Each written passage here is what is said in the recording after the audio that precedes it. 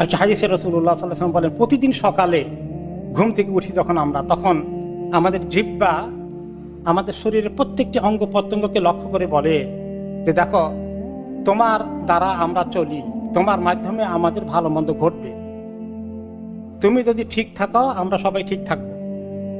আর তোমার মধ্যে বক্রতা সৃষ্টি হয়ে গেলে, তোমার দ্বারা উল্টাপাল্টা কথাবার্তা শুরু হয়ে গেলে, আমরা কেউ সেফ না, আমরাও বক্র হয়ে যাব।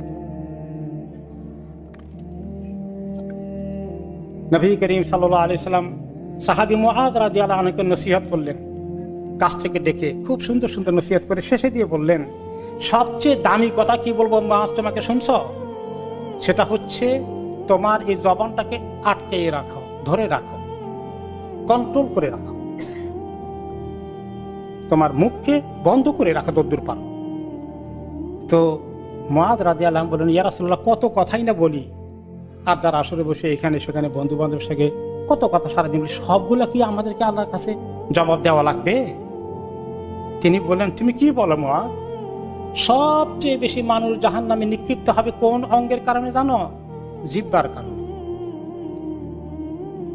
অনেক মানুষ চুরি করে যাবে, কেউ মদ খেয়ে যাবে, কেউ জেনা করে যাবে, কেউ আরো গুনাহ করে যাবে, কিন্তু বিশাল সংখ্যক সবচেয়ে বেশি মানুষ যারা চুরি করে না, মদ খায় না, নামাজ পড়ে, নেককার, এই সমস্ত লোকগুলোর বিরাট অংশ জাহান্নামে যাবে, আল্লাহ মাফ করুন, শুধু জিহ্বার কারণে।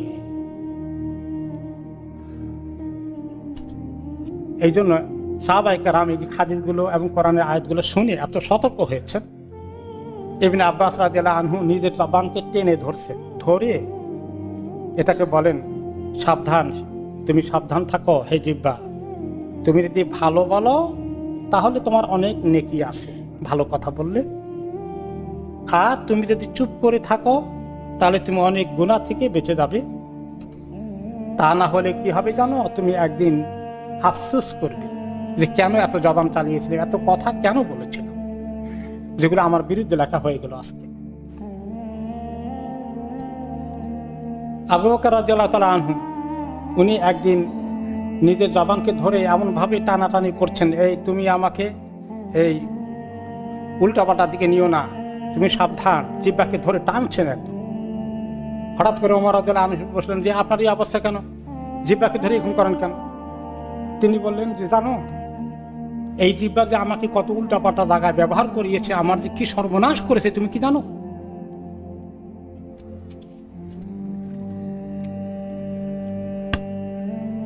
ছোট্ট এক্সাম্পল, আয়েশা রাদিয়াল্লাহু আনাস রাদিয়াল্লাহু আনহু বলেন যে নবী করিম সাল্লাল্লাহু আলাইহি ওয়াসাল্লাম আমাদের হাদিসে বললেন যে আমাকে যখন মেরাজে নেওয়া হলো, আমি দেখলাম কিছু লোকের হাতের আঙ্গুরের নখগুলো লোহার ধাতু দিয়ে তৈরি,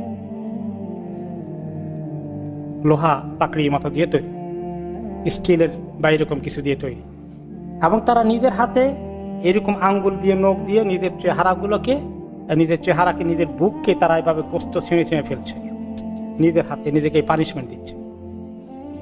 এই দৃশ্য ওনাকে দেখানো হলো। তো রাসূলুল্লাহ সাল্লাল্লাহু আলাইহি ওয়াসাল্লাম বলেন, আমি জিবরিলকে জিজ্ঞেস করলাম, এগুলো কি, এই লোকদের এই দুর্দশা কেন? নিজের হাতে নিজের লোহার আঙ্গুল দিয়ে, নখ দিয়ে এরকম নিজের মুখ থেকে গোস্ত, বুক থেকে গোস্ত ছিঁড়ে ফেলতেছে কেন? এই শাস্তি কেন তাদের? তিনি বললেন যে এই লোকগুলোর কাজ ছিল বসে বসে খালি আরেকজনের বদনামি করা, খালি গীবত চগলখুরি করা। আয়েশা রাদিয়াল্লাহু আনহা বলেন, তিনি নিজে বলেন যে একদিন নবী করিম সাল্লাল্লাহু আলাইহি ওয়াসাল্লাম কোন প্রসঙ্গে সাফিয়া রাদিয়াল্লাহু আনহা, ওনার সতীন, নবী করিম সাল্লাল্লাহু আলাইহি ওয়াসাল্লাম বিবি, আমাদের আরেক মা, ওনার সম্পর্কে বললেন, ও সাফিয়ার কথা বলেন, ওই বাটি মহিলার কথা বলেন, বেটে মহিলা, উনি একটু শর্ট ছিলেন, বেটে ছিলেন, ওই বেটে মহিলার কথা বলেন। নবী করিম সাল্লাল্লাহু আলাইহি ওয়াসাল্লাম বললেন, আয়েশা, এই মহিলাকে বেটে মহিলা, খাটো মহিলা, এটা বলে তুমি তাকে যে এইরকম কথাটা বললে, তোমার এই কথাটা যদি একটি সাগরে ফেলে দেওয়া হয়, গোটা সাগরের পানি ময়লা হয়ে যাবে। তারপরে তিনি আরেকদিন বলেন যে আরেকদিন আরেক লোকের কথা বলেছিলাম নবী করিম সাল্লাল্লাহু আলাইহি ওয়াসাল্লামের কাছে, আরেক লোকের উল্টাপাল্টা কিছু, এটা আমি বলছিলাম ওনার সঙ্গে। উনি বললেন, আয়েশা, আমাকে যদি দুনিয়ার বিশাল টাকা পয়সা, বিশাল সম্পদ দেওয়া হয়, যে খালি এই কথাটা শুনেন, আমি তা শুনবো না। তাহলে এরকম বলা, এরকম শোনা, দুইটা থেকেই এই উম্মতকে নিরাপদ থাকার জন্য তিনি বলেছেন।